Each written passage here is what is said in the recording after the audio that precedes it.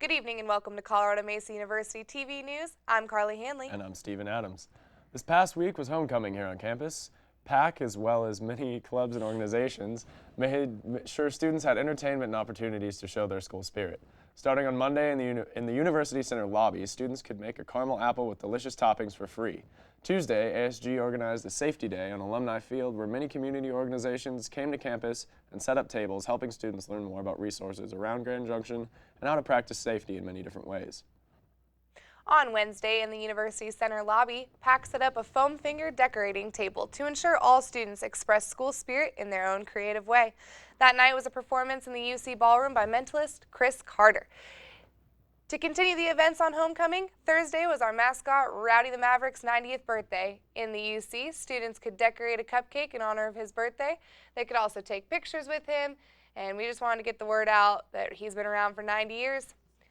That night was pub night in the on-campus bar The Point. Beer and wine was served along with snacks. There are always activities available in The Point for all students, which are some of the activities that were going on during pub night. There's pool, multiple video games, ping pong, or maybe just enjoying a meal while studying.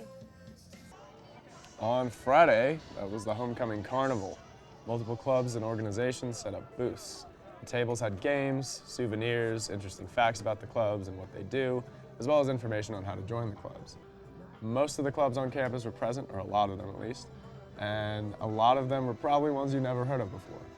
There were also some community organizations that had booths on campus, and of course, there was a dunk tank, there was the car smashing to get out aggression from midterms, and of course, a pie throwing contest, which was sponsored by a club and the opportunity for students to take their anger out on their own car. Following the carnival was the big bonfire on Alumni Field, the CMU marching band, as well as live performance by the band Judah and the Lions. The cheerleaders and the dance team all attended the bonfire, providing entertainment and encouraging school spirit in preparation for the parade and football game next day. The parade the next day was down Main Street in downtown Grand Junction. The cheerleaders showed their spirit with their entire team, leading the pack down Main Street. The flag team behind them, the dancers as well, also known as the Mavettes, and the marching band, also known as the Stampede. Marching band is under amazing direction. They've really been hyping up the students during all events that they attend, and they're always in sync and just sounding great. Their drum line really gets the students ready to show their school spirit. This marching band was great down the Main Street. You want to take a look at that?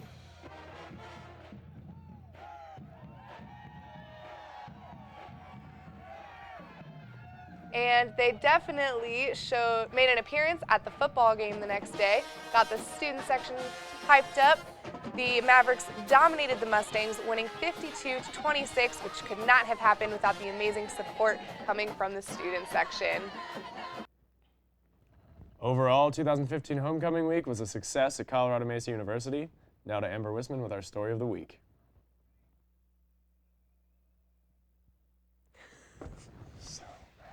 In celebration of homecoming, the offices of CMU got in the Maverick spirit by participating in a homecoming decorating contest put on by the Colorado Mesa University Alumni Association.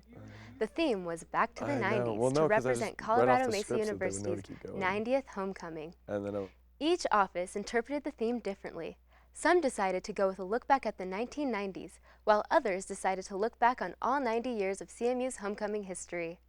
The winner of the competition was decided by a group of judges and by votes on the Alumni Association's Facebook page.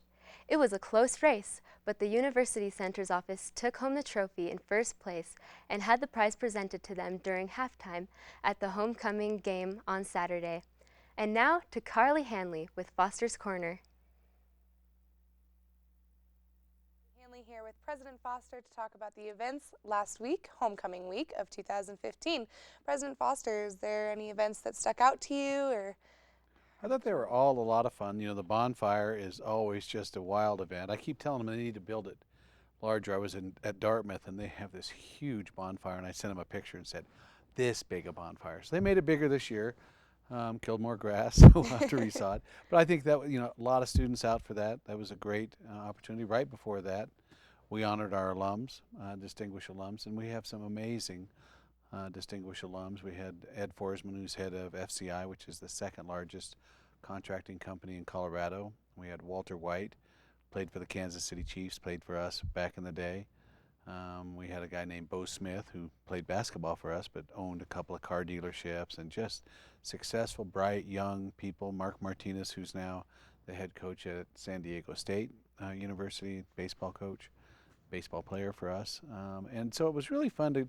We did the dinner up in Escalante and then walked down to the bonfire.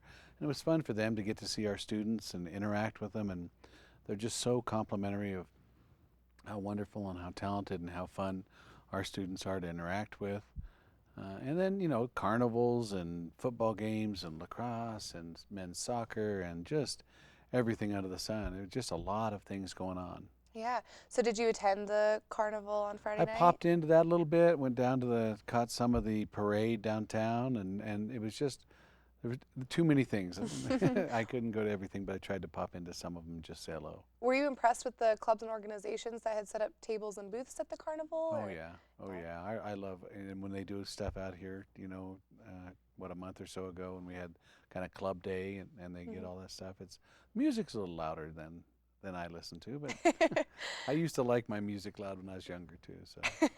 Right. Well, that's good. Is there anything that you'd want to change for next year's homecoming? I think you'd throw that back to you all as students and say, it's your homecoming.